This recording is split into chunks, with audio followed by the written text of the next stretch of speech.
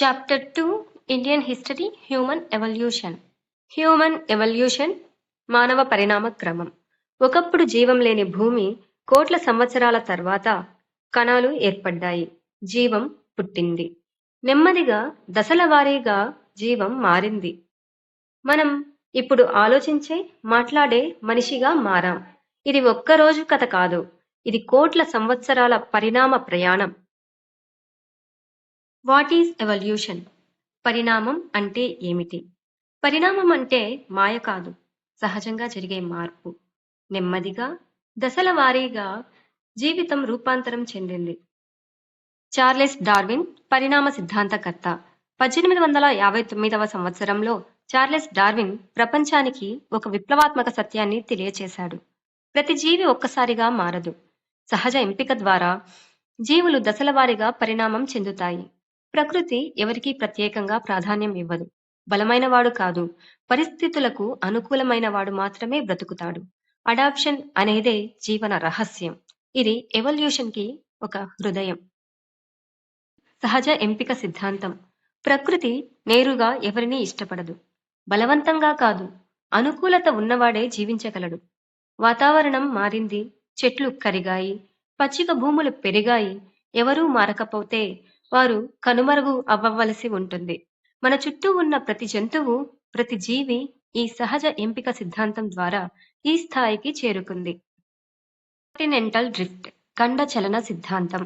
ఒకప్పుడు భూమి ఒక పెద్ద ఖండం, పాంజియా అని పిలువబడేది.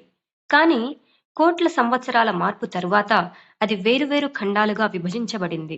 ఆవిష్కరణలకు, మనిషి ప్రయాణానికి దారి ఈ ఖండ చలనమే చూపింది. ఎన్విరాన్మెంటల్ చేంజ్, పర్యావరణ మార్పులు. భూమి ఖండాలుగా విడిపోయిన తర్వాత వాతావరణం కూడా మారిపోయింది. అడవులు తగ్గాయి, పచ్చిక భూములు విస్తరించాయి. ఇప్పుడు మనిషి అడవిని వదిలి కొత్త పరిస్థితులకు సరిపోయేలా మారక తప్పలేదు.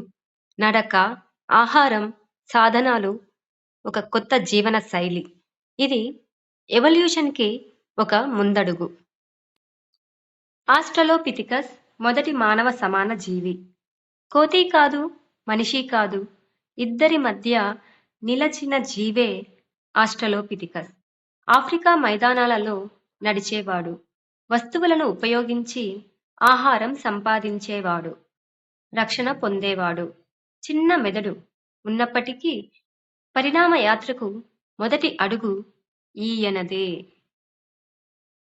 రామాపిథికస్, మనిషి వైపు అడుగులు.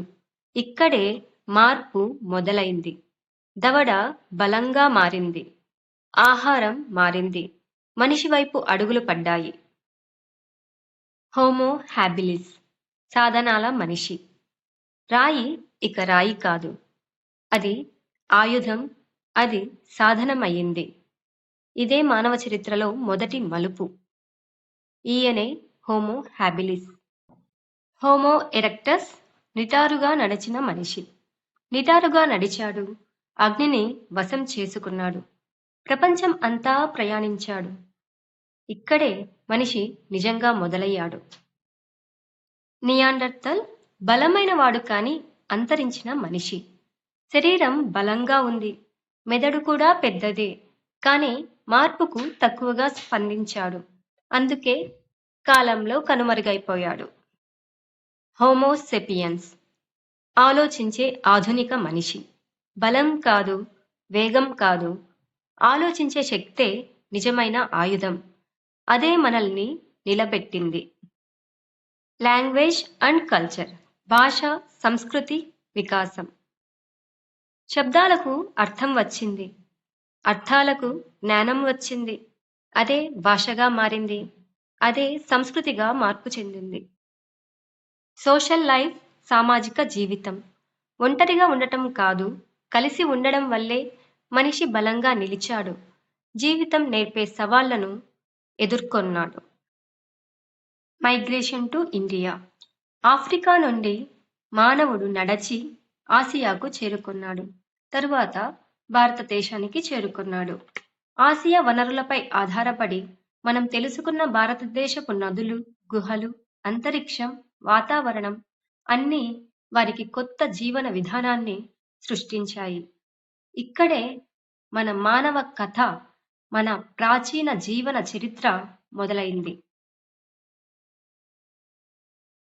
Beginning of pre history. ఇంతటితో మానవ పరిణామం పూర్తయింది. ప్రాచీన భారతదేశ చరిత్ర ఇక్కడే మొదలైంది. మనిషి ఆవిష్కరణ, సాధనాలు, కళ మరియు జీవన కళా ప్రయాణం గురించి మనం నెక్స్ట్ వీడియోలో నేర్చుకుందాం.